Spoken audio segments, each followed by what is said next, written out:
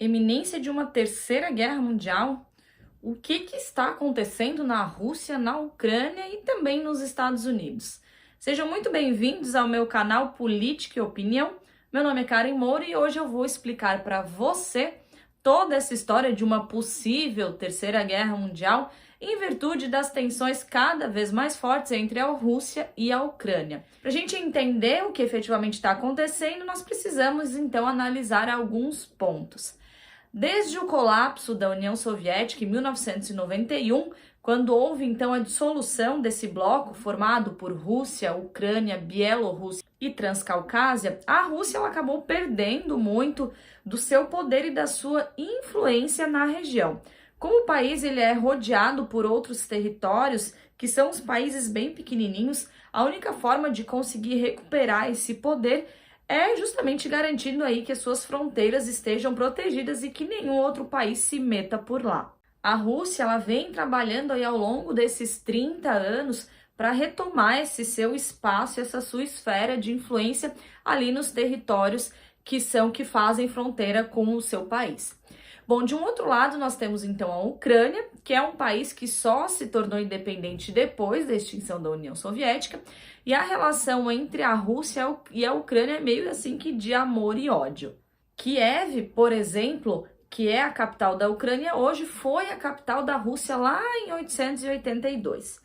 Porém, ao longo da história, se a gente avançar um pouco na história, nós temos um episódio muito importante, muitas vezes esquecido, que se chama Holodomor. Holodomor foi quando milhões de ucranianos acabaram morrendo por inanição. Eles morreram literalmente de fome entre 1932 e 1933, em decorrência de medidas autoritárias do Stalin, que proibia então o envio de alimentos para os ucranianos. Assim, então, nós temos no contexto hoje um país que ele é bem dividido, né? A Ucrânia é dividida, tem uma parte da população que ainda lembra desse ocorrido e não quer, então, qualquer tipo de relação com a Rússia e que a Rússia exerça qualquer tipo de poder sobre o seu território, mesmo sendo um território relativamente pequeno e sem muita influência.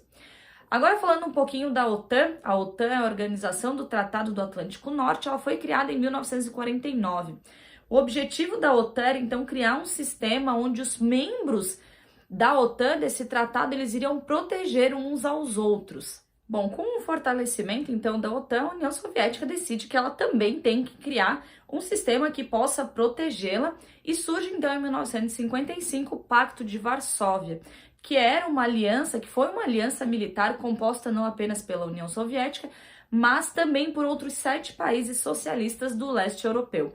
Esse pacto ele acabou também servindo como uma forma de legalizar a presença dos milhões de militares soviéticos que ocupavam de uma forma até ilegal esses países do leste europeu e que exerciam então total influência sobre esses países. Dentre os países que faziam parte do Pacto de Varsóvia, nós temos então a Alemanha Oriental e a Alemanha Ocidental era membro da OTAN. Bom, em 1989 a gente tem então a queda do Muro de Berlim, o que promove a reunificação da Alemanha. Em seguida, nós temos em 1991 o desmantelamento da União Soviética, fazendo então com que o Pacto de Varsóvia fosse extinto, porque afinal de contas não tinha mais motivo para que ele existisse. Com o passar do tempo, ao longo dos anos, a OTAN então acabou se fortalecendo cada vez mais e em 1999 ela começou então a sua expansão pelo leste europeu.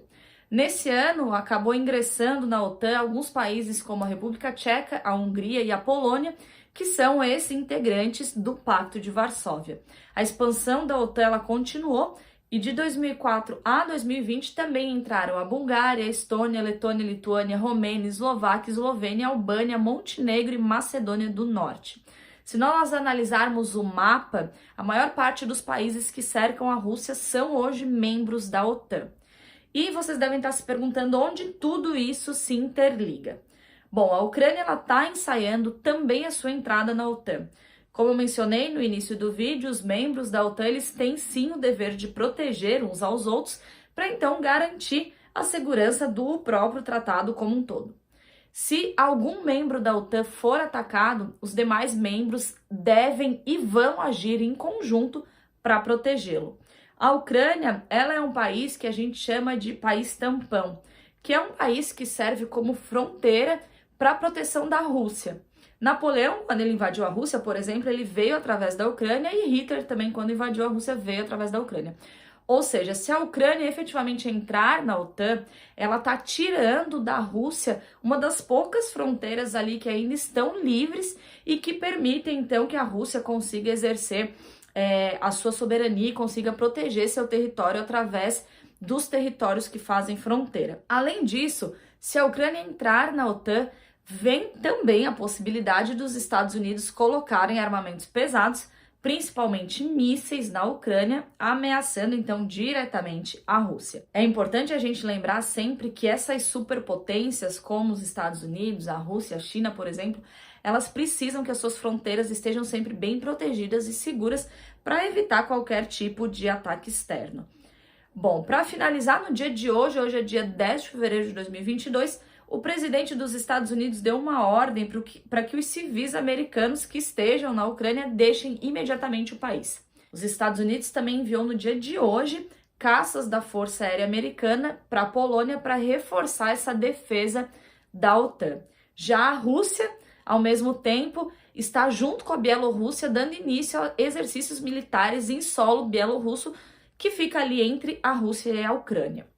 Bom, o que efetivamente vai acontecer, ninguém sabe.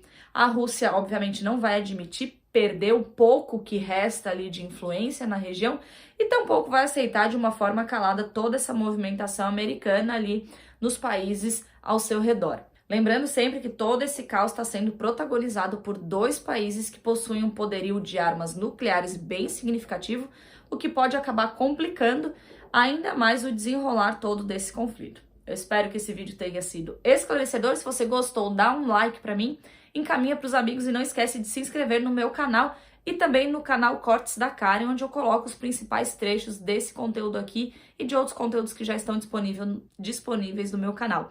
O link está aqui na bio. Fiquem com Deus e até a próxima. Tchau, tchau.